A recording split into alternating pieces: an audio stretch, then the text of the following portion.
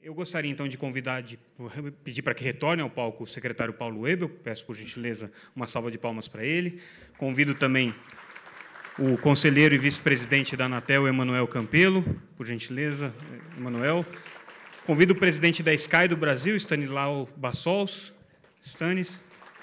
Convido a Camila Tapias, que é vice-presidente da Telefônica. Camila também, uma salva de palmas.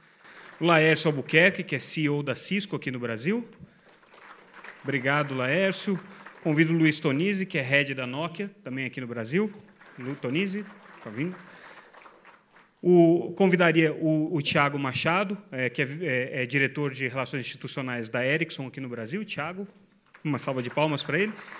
E o Carlos Roseiro, que é diretor de Soluções Integradas da Huawei. E, para fazer a coordenação dessa mesa, eu convido o jornalista Júlio Viziac, da Folha de São Paulo.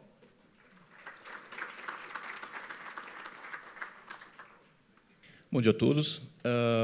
Bom, vamos começar direto com as perguntas. Eu queria começar com o secretário Paulo Webel. Secretário, o país passa por uma grave crise fiscal, todo mundo sabe disso. Os recursos do FUST, que deveriam ter sido usados para você massificar serviços em áreas mais desfavorecidas, ele continua indo para o batimento da dívida. E hoje o senhor está lançando conduzindo um plano de governo digital. Eu queria que o senhor, na verdade, até durante a sua apresentação, o senhor falou um pouco desse plano. Como vai ser exatamente a proposta do governo para fazer justamente esses serviços digitais chegarem aos 30% de domicílios que hoje não têm nenhum acesso a serviço de telecom? O senhor mencionou celulares para esse grupo. Eu queria saber quanto vai custar esse programa, tem espaço fiscal para isso? Que o senhor detalhasse um pouquinho qual é essa proposta. E se vai ser efetivo, assim, não seria mais vantajoso, do ponto de vista fiscal, você reduzir carga tributária do pacote de serviços e, inclusive, dos chips de conectividade? Boa pergunta. O trabalho que a Secretaria Especial de Desburocratização, Gestão e Governo Digital faz é para dentro do governo. É melhorar processos, automação e os serviços que nós prestamos para a sociedade via as diversas repartições, unidades do governo federal. Quem cuida da parte de economia digital é o Ministério de Ciência, Tecnologia, Informação e Comunicação, MCTIC, que tem essa responsabilidade de criar os incentivos corretos e o marco regulatório correto para que você tenha expansão da infraestrutura, para que o celular, internet, banda larga possa chegar em todos os municípios do Brasil. Nós colaboramos, mas a atribuição deles é deles. Sobre o aspecto que está ao nosso controle, aquelas metas que eu apresentei, as 4 metas, são para os próximos 2 anos. Então, nós entendemos que é fundamental o governo dar o exemplo e fazer o tema de casa. Nós temos um interesse em prestar um serviço melhor, prestar um serviço mais eficiente e mais econômico, custo-benefício maior para o cidadão e também para o governo federal. Então, entendemos que fazer aquilo lá está muito alinhado com um modelo de ganha-ganha-ganha. Ganha a sociedade, ganha a livre iniciativa, o terceiro setor e ganha o Estado. Os números mostram isso. Nós estamos seguindo uma tendência mundial. Então, no momento que você tem os incentivos corretos do governo, entendemos que eles já fazem muita diferença na vida das pessoas. Soluciona todo o problema? Não. O problema é mais complexo. Então, você tem uma questão de marco regulatório, você tem uma questão de incentivos, você tem uma questão de priorização de orçamento, que, no ambiente de crise fiscal, fica muito prejudicado. Enquanto a nova Previdência não for aprovada, qualquer outra iniciativa do governo fica capenga. A nova Previdência é fundamental. Ela vai permitir que o governo volte a investir em áreas estratégicas, como o TIC, que volte a investir em áreas fundamentais, como educação, saúde e segurança. Então, nós temos que entender essa dimensão e faço um apelo para todas as empresas, para todas as entidades, para todas as pessoas aqui presentes, para que se engajem nesse debate. A mudança para a nova Previdência vai fazer uma diferença muito grande em termos de qualidade de políticas públicas. Infelizmente, as restrições orçamentárias impactam todas as áreas e, muitas vezes, impactam o TIC diretamente, porque a pessoa acha, em alguns setores, que TIC é algo secundário. Não é algo estratégico, na nossa opinião. Mas, quando você tem uma questão orçamentária, você tem que fazer decisões e tem dilemas cruéis. E, muitas vezes, os investimentos de TIC por não terem efeito talvez no curto prazo, mas em médio e longo prazo, eles são deixados para depois.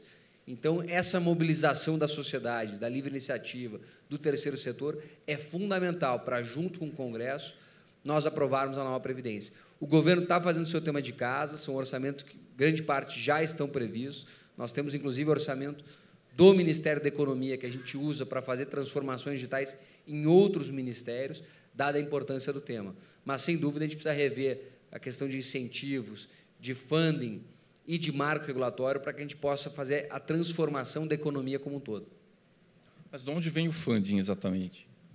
É do orçamento? Da transformação digital do governo, para vem fora, do orçamento. Especialmente. Para fora. Para fora não é atribuição da nossa secretaria, mas o MCTIC tem um orçamento para isso, a Anatel tem um orçamento. Agora, essa discussão do FUST é fundamental. E a pessoa adequada para responder isso é meu colega Leonardo, que tem feito um debate importante junto ao MCTIC para fazer essa mudança. Se existe um fundo com essa diretriz, se a gente puder fazer o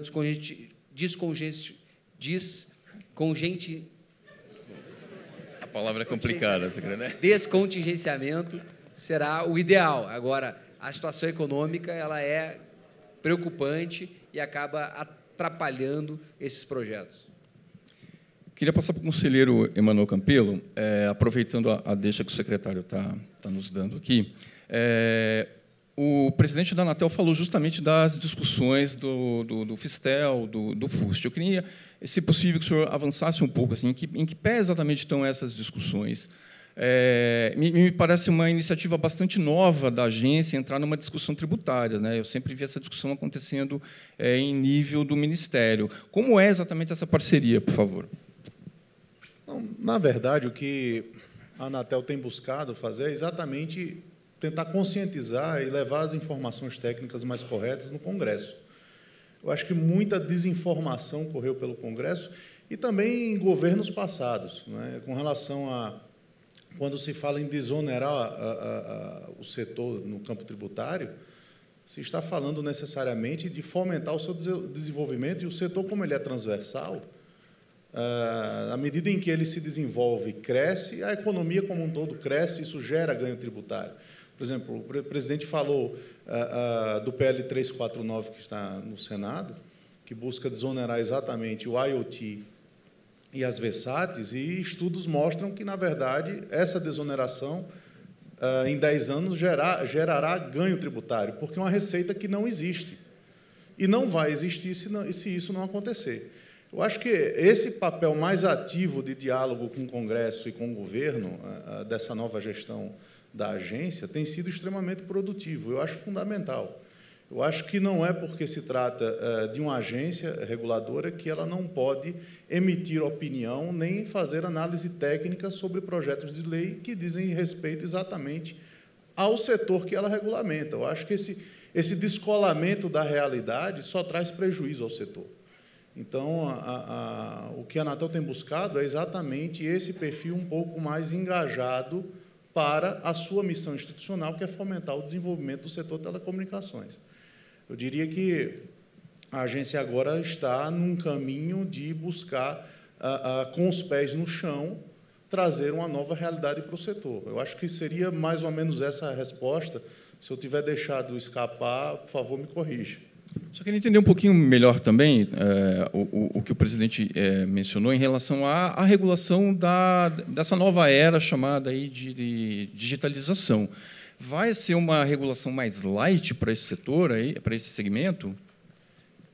Eu não diria mais light, mas eu diria mais eficiente. Eu acho que o grande problema histórico da agência foi o excesso de regulamentação, no sentido, inclusive, quantitativo de normas. É virtualmente impossível conhecer todas as normas que estavam, pelo menos formalmente, em vigor na agência. Não é por outro motivo que, nessa gestão do presidente Leonardo, nós tivemos a revogação já de mais de 170 normativos que formalmente estavam em vigor na agência. Imagine para um entrante no setor, um novo player, tentar compreender essa complexidade regulatória. Então, quando nós falamos e isso é muito importante deixar registrado, em desregulamentação, nós não estamos falando na ausência da agência como órgão regulador, mas estamos falando numa simplificação, tornar a regulamentação mais eficiente e mais inteligível para todos os atores do setor. Então, é nesse sentido. Agora, em relação, voltando ao outro assunto, o que eu não mencionei foi com relação ao PL 79, eu acho que o PL 79, para além do que foi dito pelo presidente da agência, que fala da principal micro-reforma econômica do setor, desde a desestatização, muito pouco se fala do cenário que ocorrerá sem o PL 79, que já se avizinha, 2025, com o final das concessões. Eu vejo esse cenário como catastrófico para a economia e também para o governo, por um motivo muito simples. Chegar a 2025, nós tivermos o fim das concessões, nós corremos um risco concreto e real, e provável, até diria, de alta probabilidade, de que a concessão do STFC simplesmente não tenha mais nenhum ator do setor interessado nela. E, por lei, isso é que é mais preocupante, o governo teria que assumir essa concessão. E aí nós estamos falando de vários bilhões para se manter e se ofertar um serviço que, efetivamente, a população não quer, não almeja, nem vê mais como futuro. Né? Nós temos tido uma queda vertiginosa no número de acessos de telefonia fixa, ano após ano, contrastando exatamente com a quantidade de acesso de telefonia móvel. E eu diria até mais, se não fossem as práticas mercadológicas de venda de serviço de telecomunicação por combo, esses acessos seriam ainda em número muito inferior. Então, é importante que se registre isso. O PL 79 ele não é um PL só de interesse do setor de telecomunicações, e, se fosse assim mesmo, já deveria trazer a atenção do governo. Mas é um projeto, sem dúvida nenhuma, de interesse direto do governo, porque 2025 está bem aí. Perfeito. Queria passar para a Camila Tápias, Perdão. Desculpe interromper, Júlia, porque a gente acabou de receber aqui no auditório o presidente do Senado, Davi Alcolumbre, e a gente concedeu para ele uma oportunidade de fala. Eu desculpe interromper esse painel, mas acho que é um bom momento para a gente poder abrir essa oportunidade para ouvir o presidente do Senado. Então, gostaria de convidar para vir ao palco o senador Davi Alcolumbre. Peço uma salva de palmas para ele. E eu destaco também a presença do senador Fernando Bezerra e do deputado Fernando Coelho. Senador, por gentileza, venha ao palco. Chegar atrapalhando assim mas agradecer essa oportunidade, cumprimentar o senador Fernando Bezerra e o deputado Fernando Filho, e cumprimentar todas e todos os participantes desse encontro. Eu fiz questão de dar uma passada aqui, porque eu sei que o debate em relação a esses temas que vocês estão aqui construindo são debates fundamentais para o desenvolvimento do Brasil, para a informatização do nosso país, para o conhecimento, para a tecnologia, para a ciência, e é o caminho que nós temos para construir esse novo Brasil, que é o slogan desse encontro. Dizer também que o Senado, nesses 110 dias da nossa gestão, a gente tem conversado muito e debatido muitos assuntos que dizem respeito à telecomunicação no Brasil. E a gente sabe também da angústia do setor, do que o setor aguarda há mais de 2 anos em relação ao PL 79, que está no Senado Federal, sendo debatido, como disse, há mais de 2 anos, chegou muito próximo de ter tido a sua votação ainda no ano passado, e coube a nós agora, à frente da presidência do Senado da República, construir um entendimento e um ambiente com os senadores e com as senadoras em relação ao significado e à importância dessa matéria para esse contexto desse Brasil que nós queremos comunicar com a sociedade brasileira. Hoje, a gente sabe do significado dessa matéria e a mensagem que eu trago aqui é uma mensagem de muito otimismo e muita confiança em relação a essa pauta. Naturalmente, dentre outras pautas que estão sendo debatidas no Congresso, na Câmara e no Senado, essa é a mais aguardada. Então, eu fiz questão de trazer uma mensagem aqui, nessa minha participação rápida, neste encontro importantíssimo, e para dar um sinal claro de que o Parlamento está atento a esses debates no que diz respeito a essa informatização da telecomunicação no Brasil, especialmente da internet, da banda larga e da telefonia. Esse projeto, em virtude do regimento do Senado, do final de uma legislatura para outra, ele acabou sendo arquivado, e aí se perdeu a urgência das assinaturas que tinham sido conseguidas na legislatura passada para ser pautado direto no plenário, saindo da Comissão de Ciência e Tecnologia, que o relator da matéria também foi o senador Otto Alencar, que é o entusiasta que ajudou a construir o texto com o Senado, e, em virtude de uma questão regimental, nós perdemos as assinaturas, acabou-se invalidando a questão do requerimento de urgência e o projeto retornou para a Comissão de Ciência e Tecnologia do Senado Federal. E, novamente, naturalmente, se abriu um debate em relação a essa matéria.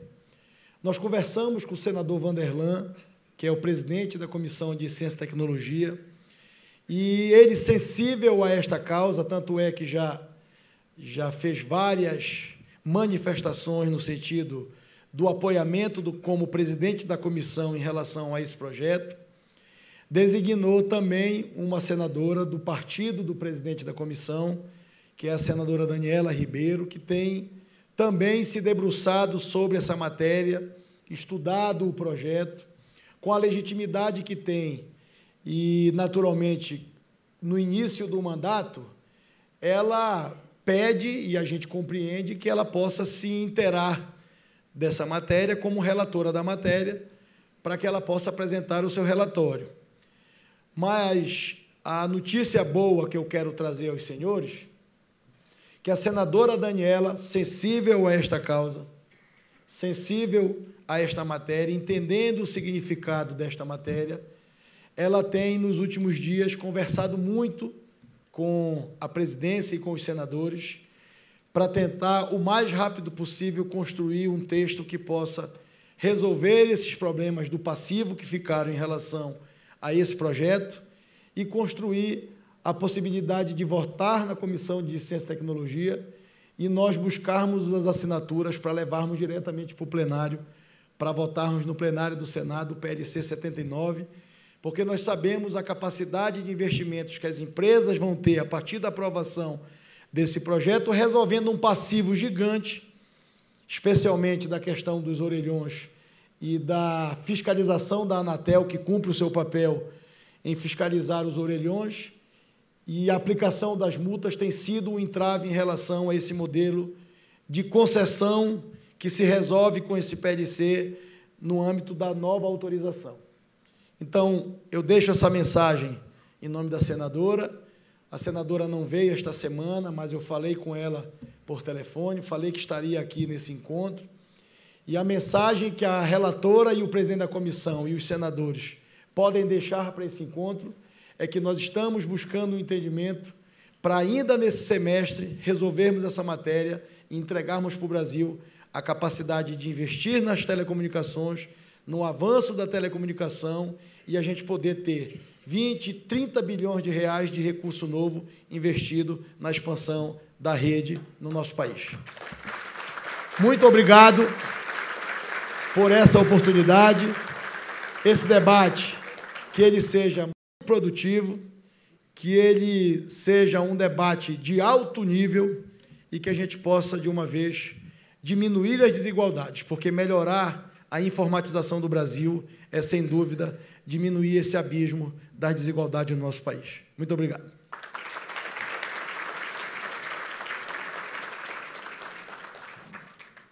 Muito obrigado, senador. Foi uma honra recebê-lo aqui. Júlio, peço desculpas, prometo que o seu tempo será restaurado, como se diz lá no Congresso. Então, te devolvo a palavra agora. Obrigado. Obrigado. Bom, eu queria passar para a Camila. Bom, depois desse discurso, eu queria saber se você ficou animada, né? Porque as perspectivas de investimento parece que mudaram um pouco, né? Camila, eu só queria, antes da resposta, só informar que eu juro que eu não fazia ideia que o presidente já estava presente aqui quando falei do PL 79. Então, apenas para que fique claro. Não, eu acho que eu tenho participado de vários eventos ao longo desses últimos anos e, nos últimos, eu tenho falado sempre a mesma coisa. Eu me sinto um disco riscado, né? Um déjà vu, alguma coisa assim, porque sempre a gente fala disso e eu, pessoalmente, como responsável pela área regulatória da Telefônica Vivo, venho falando muito a esse respeito já há muito tempo. Eu acho que agora, já falei isso outras vezes, mas eu acho que agora a gente teve as atenções voltadas do Congresso, as atenções voltadas para o setor, mais do que eu já senti em outras épocas. Acho que a gente tem conseguido, através do esclarecimento de muitas dúvidas que ainda pairavam a respeito desse projeto, avançar. E isso se dá muito pela colaboração que eu tenho visto entre Ministério das Comunicações, Anatel e setor. E não só esses três agentes, mas também a mídia especializada que acompanha o setor, entidades de defesa do consumidor que também têm percebido isso. Então, essa colaboração, essa coalizão, esse movimento unido em relação ao PL vem colaborando muito, porque em tempos passados a gente percebia muita desconfiança quando as concessionárias defendiam esse projeto. E agora, com o apoio da Anatel, com o apoio do Ministério e uma consciência coletiva que se formou em relação a ele, eu acho que a gente pode avançar e, dessa forma, chegar finalmente na aprovação desse projeto. Entendi. Eu vou voltar para ti daqui a pouquinho, eu vou passar para o Stanislau, para ter um pouco da avaliação dele em relação ao investimento também, né?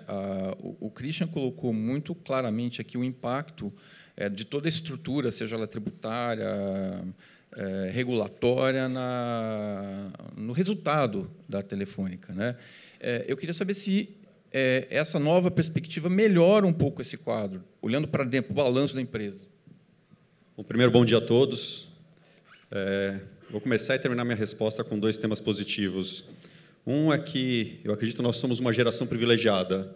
Nós começamos nossa vida no mundo não conectado, trabalhamos, investimos para conectar esse mundo e estamos num mundo muito mais conectado.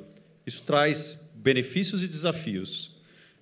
Talvez desafios por todo lado. Desafio no ponto de vista de governo, que está cada vez mais distante em termos do indivíduo e, às vezes, em termos das práticas privadas, que conseguem ter a captura desse mundo digital mais rápido.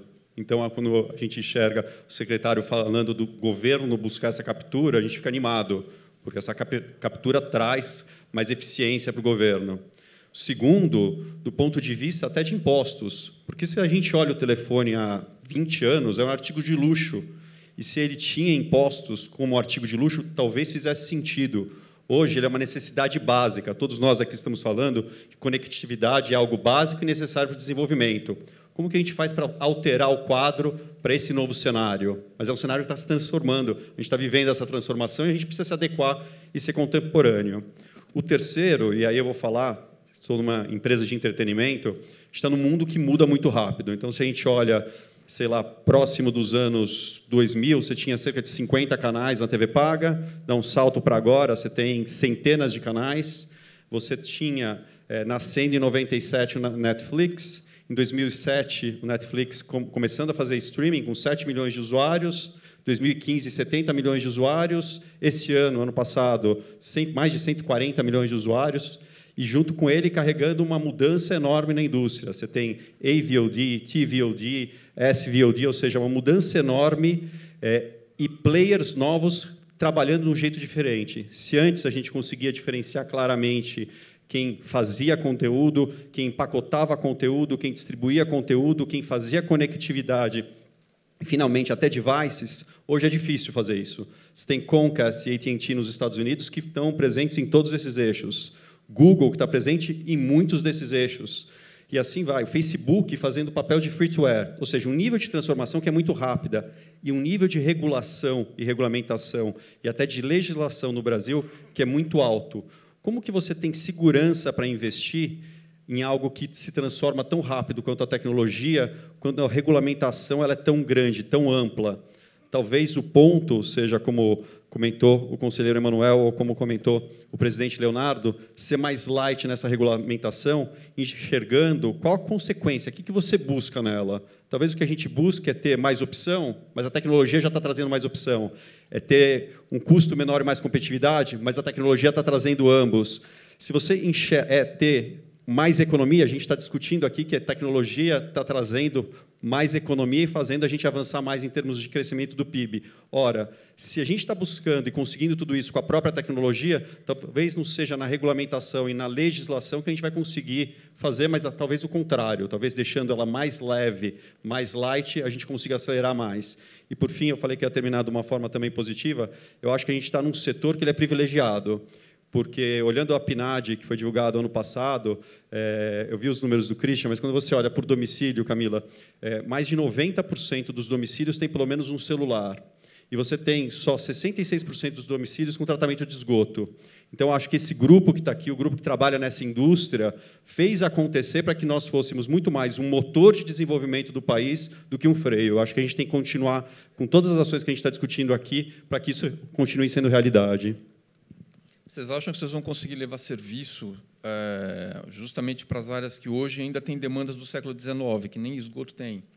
Olha, talvez a grande vantagem que nós temos tendo o serviço satelital seja esse, levar, talvez seja a vocação agora da Sky, por um lado, se modernizar. Então, a gente tem o aplicativo Mi Sky, que tem hoje mais de 10 milhões de downloads. Você tem o Sky Play, que é a nossa plataforma de televisão everywhere, que tem cerca de 15% de penetração nos nossos assinantes de pós-pago, que atende aos lugares mais conectados, mas, por outro lado, a gente consegue atender na Amazônia com um serviço de altíssima qualidade, onde talvez outros tenham dificuldade de chegar. E que é ótimo, a complementaridade é ótima. O que eu enxergo aqui é que muitas vezes a gente busca dicotomia sim ou não, mas o que a gente vai ver é a convivência de todas essas plataformas.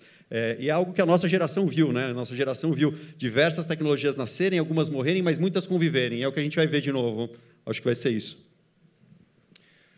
Queria ouvir o Laércio, da Cisco.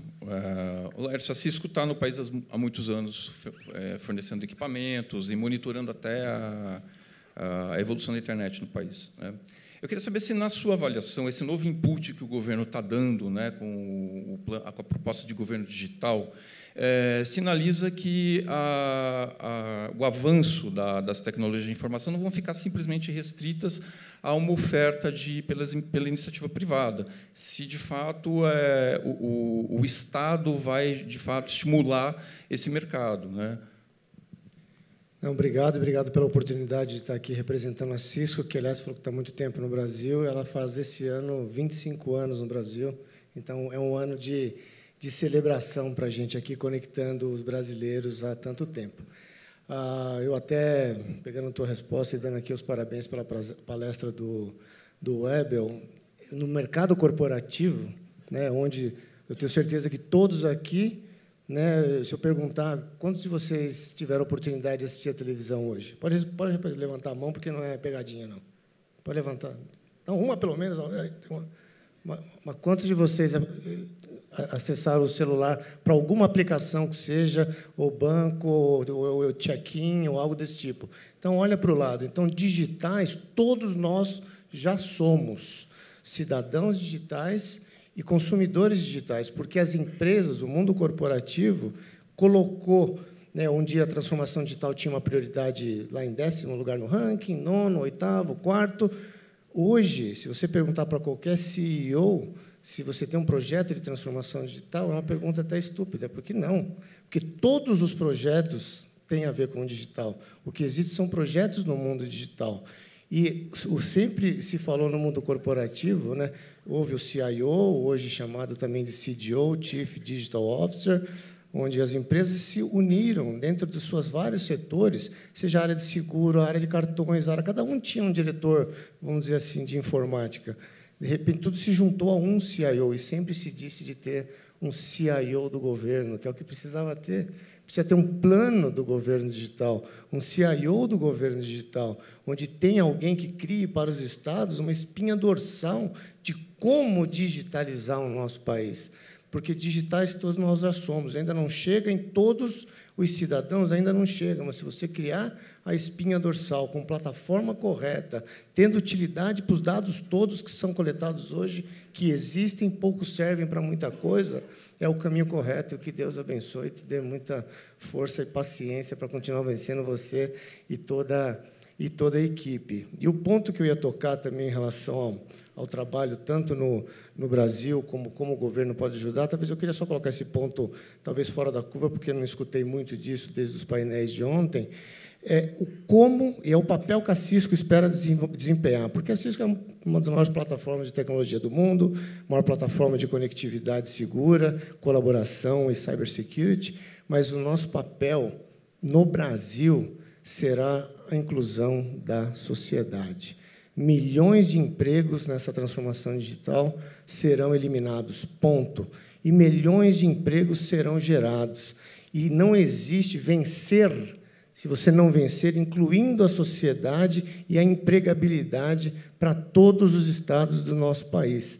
E que a Cisco tem feito um trabalho enorme, né? O senhor tem um programa reconhecido, o Networking Academy, aqui no país, onde mais de 200 mil pessoas já foram certificadas. É um programa voltado para a empregabilidade e é um programa onde tem mais de 700 academias presentes em todos os estados brasileiros. Aqui em Brasília, eu posso dizer, as Forças Armadas já tiveram mais de 10 mil pessoas sendo treinadas, ou seja, você precisa preparar a população para a educação digital, para, de verdade, vencer essa transformação toda que existe.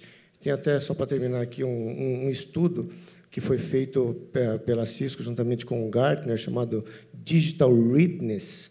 Tem até um estudo público que aponta com a colocação da preparação do país para vencer em competitividade no mercado digital. E o Brasil, lógico, está bastante atrás. E os dois pontos principais que o Brasil precisa melhorar muito, e é onde a Cisco quer, de verdade, atuar junto à sociedade, é alavancar e melhorar o ecossistema de inovação e startups, e o outro ponto é educação, e não educação geral e educação acadêmica, mas educação digital, preparando a sociedade para esses milhões de empregos que já existem, já estamos chegando a 500 mil empregos, e que 500 mil vagas que não são completas porque não tem gente preparada para isso, e que o governo digital ele possa também ser usado não só para melhorar os serviços para todos nós e para toda a população, mas para conectar a oportunidade aos talentos existentes no Brasil inteiro, né? Vários já conhecem, eu sou apaixonado por isso, vários já conhecem aqui um pouco da minha história. Eu sou nascido no sul do Mato Grosso do Sul, numa cidadezinha chamada Batayporã, com Y, com 15 mil habitantes. Nasci nas mãos de uma parteira, numa casinha de madeira, mas eu estou aqui na frente hoje representando uma das maiores companhias de tecnologia do mundo, falando para uma plateia tão especial. Não porque eu sou bom, mas porque eu tive oportunidade, que o digital possa servir para conectar as oportunidades aos talentos espalhados ao redor de todo o nosso Brasil. Acho que é uma mensagem que eu gostaria de deixar. Queria passar para o Carlos. Você me desculpa, mas eu vou ter que te botar numa saia justa.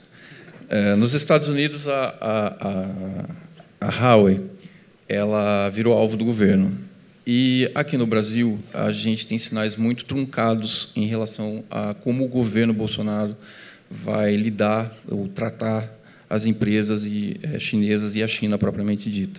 Eu queria saber se tem clima para a empresa investir na digitalização aqui no Brasil. Isso atrapalha os planos da companhia aqui? Nos Estados Unidos também tem algum tipo de impacto nos planos aqui do Brasil? Bem, em primeiro lugar, ainda obrigado por não ser o último entre aqui e o almoço, porque eu estava preocupado com isso.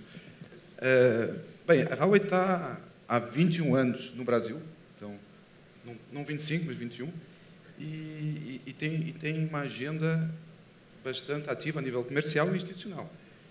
E respondendo diretamente à sua questão, eu não vejo os sinais negativos. Não vimos nada. Pelo contrário, os sinais têm sido bem positivos, as perspectivas de negócio estão boas e trabalhamos com praticamente todas as operadoras do Brasil. Também trabalhamos fora do setor carrier com vários bancos e outros setores a nível de IT, cloud. Estamos lançando agora mesmo o nosso negócio para consumer, smartphone. Então, eu diria que as perspectivas para nós estão positivas. Não vejo esses sinais. Além disso, até mais do que isso, ou seja, temos a agenda comercial e temos uma agenda institucional extremamente pragmática, onde a gente procura contribuir para o crescimento deste setor. Então, por exemplo, a nível da internet móvel, a gente tem trabalhado com o MCTIC no sentido de um grupo de trabalho. Eu vou dar aqui alguns exemplos bem concretos de contribuições da Huawei, um grupo de trabalho que procura diminuir o prazo de aquisição de sites de 12 meses, que é atualmente, para 7 meses. E isto apenas ao nível municipal, sem depender de mudanças a nível federal. Então, é um caso concreto de uma contribuição que a gente tem dado para o Brasil e na esperança que isso vai ter resultado no futuro. Outro caso concreto, a nível da banda larga fixa. Aqui a gente tem feito algumas contribuições e uma delas, eu acho bem curiosa, essa não vi aqui referida, mas é tão simples quanto óbvia, que é prédios têm eletricidade pré-construída, têm água pré-construída, porque não tem fibra pré-construída nos prédios. Isso facilita a instalação, a vida das operadoras, facilita a vida dos consumidores que vão ter mais concorrência e até valoriza os prédios, os novos edifícios. Outro exemplo concreto, a nível do cloud, a Huawei está lançando o Huawei Cloud, já lançou a nível mundial, está vindo agora para a América do Sul, e o Brasil vai ser um dos nós do Huawei Cloud para a América do Sul.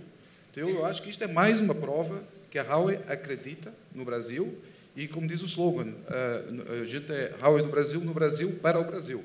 Então, eu acho que esse slogan continua inabalável. Acho que o nosso tempo está avançando. Eu vou passar para o Luiz. A gente tem um país praticamente coberto por celular, né, Luiz? Eu queria entender qual vai ser, e o Christian, inclusive, na apresentação dele, falou que a Telefônica está diversificando justamente seu portfólio de serviços digitais e que isso vai representar uma receita muito importante. Eu queria saber, para o negócio de aparelhos, né, o que vai ser a nova fronteira de receita para uma empresa como a Nokia? Nossa, a pergunta é ótima, mas a gente não faz mais aparelho.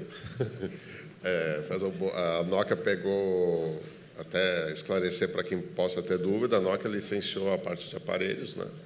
E primeiro para a Microsoft, depois a Microsoft comprou, na verdade a unidade de aparelhos de handsets da Nokia, e depois, agora, a marca foi licenciada para uma empresa que chama HMD, que é uma empresa finlandesa que usa a marca Nokia, mas não é a Nokia que comercializa os aparelhos. Hoje, acho que eu fiz a apresentação na última vez, a gente basicamente é uma empresa de infraestrutura no Brasil. Então, aproveitando a sua pergunta, o que é a Nokia, o que nós estamos fazendo para contribuir hoje?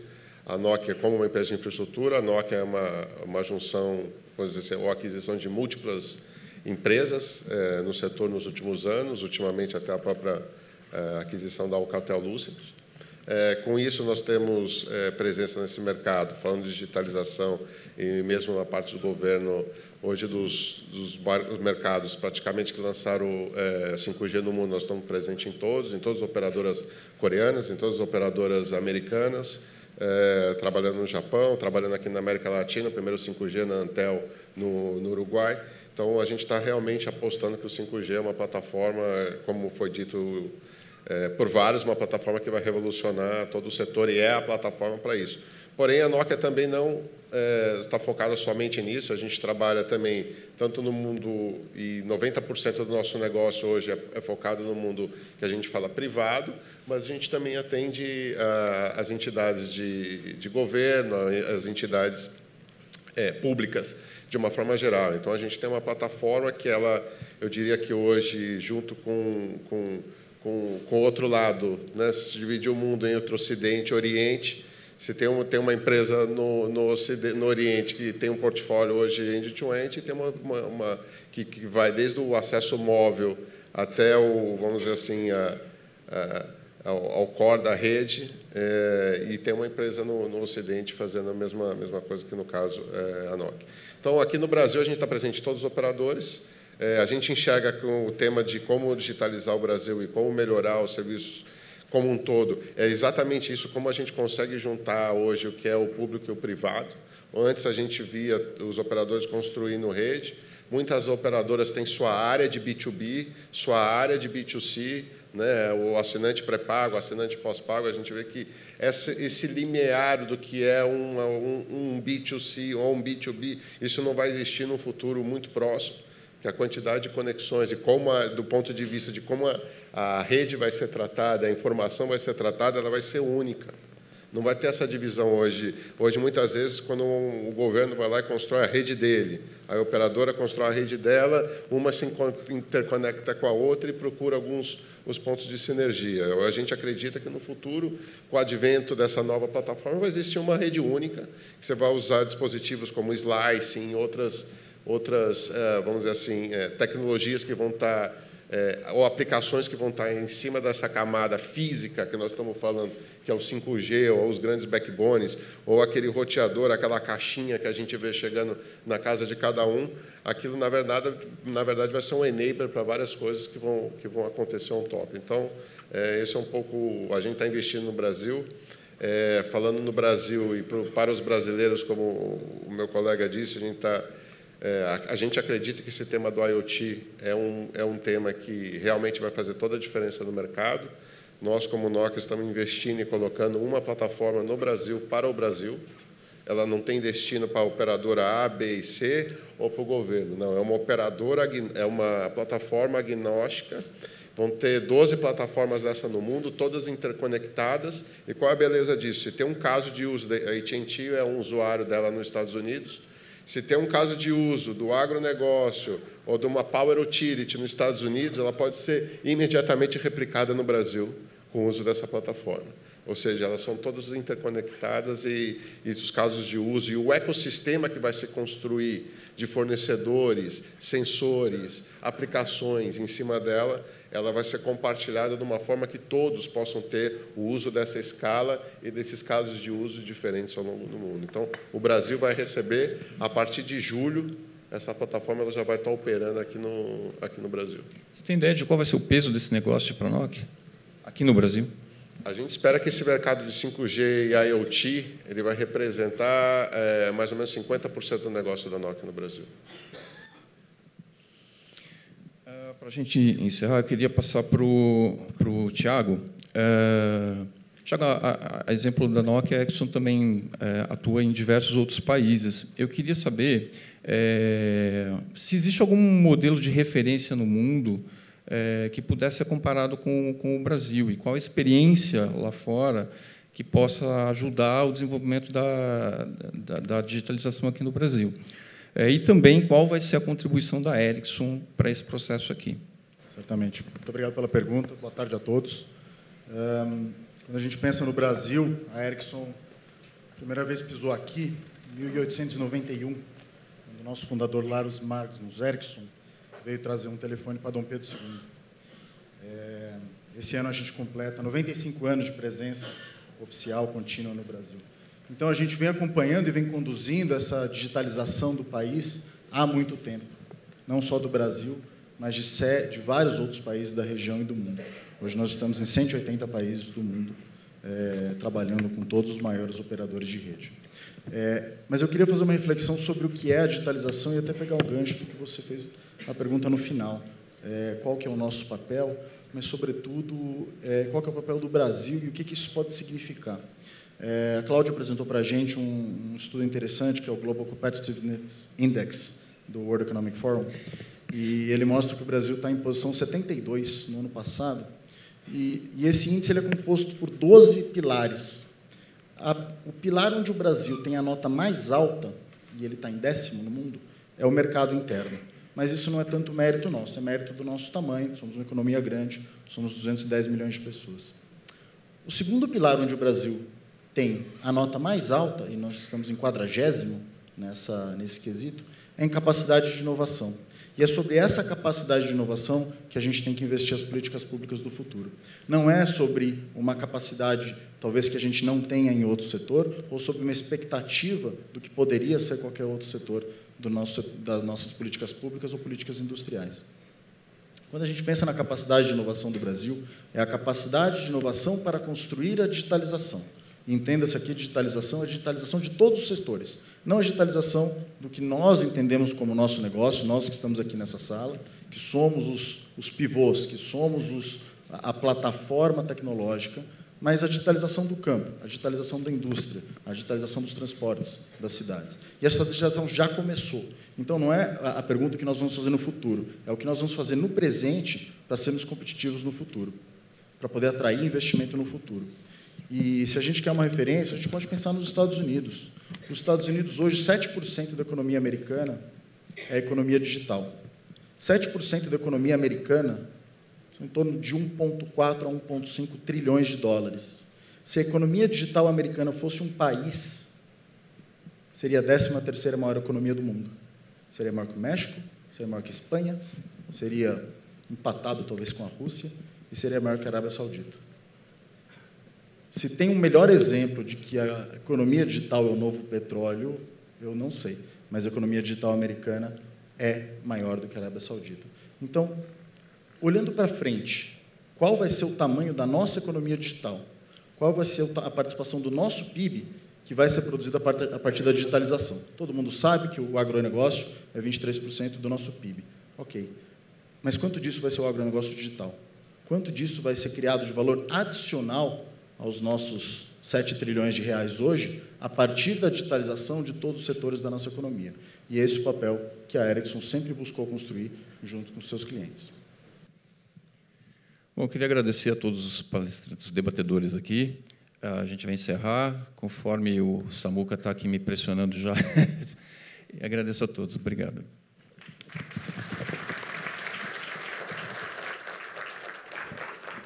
Obrigado, Júlio. Eu peço desculpas pelo tumulto, mas, como diz o Faustão, quem sabe faz ao vivo, né? Então, a gente tem que improvisar um pouco. Agradeço aos nossos participantes aqui da mesa e convido a todos para o almoço, retornando agora às 14h30 pontualmente. Muito obrigado.